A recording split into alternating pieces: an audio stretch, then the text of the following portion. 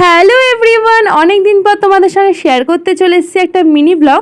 এটা ছিল মঙ্গলবার 15ই জুলাই। গেছিলাম অঙ্কনার বাড়ি রেডি হয়ে। কি কারণ সেটা তো একটু পরে বলবো, একটা স্পেশাল কারণ। আর এখানে অ্যানি বুড়ি আমাদের সঙ্গে যাবে বলে দেখো কী সব বলছে, মানে যথারীতি কান্না জুড়ে বসেছিল আমাদের সঙ্গে যাবে বলে।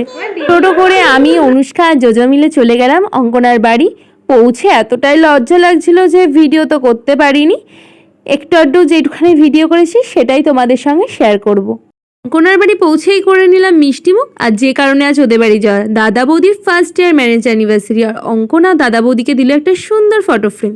তারপর সবাই মিলে বসে উনো খেলছিলাম। এখানে পুরনো বন্ধু পিতৃষার সঙ্গেও দেখা হলো। বেশ অনেকদিন পর, বেশ অনেকক্ষণ ধরে সবাই গল্প মজা করে এখানে সবাই মিলে নাচ গানাও শুরু করে দিয়েছে।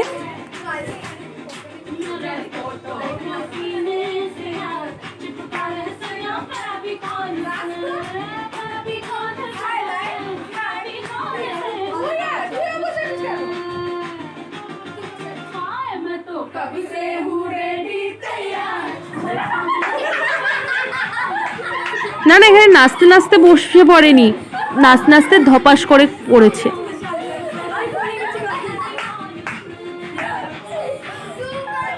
দাদা বৌদির গিফটে পাওয়া ফুলটা নিয়ে এরা কি করছে এটা দেখো একবার তোমরা।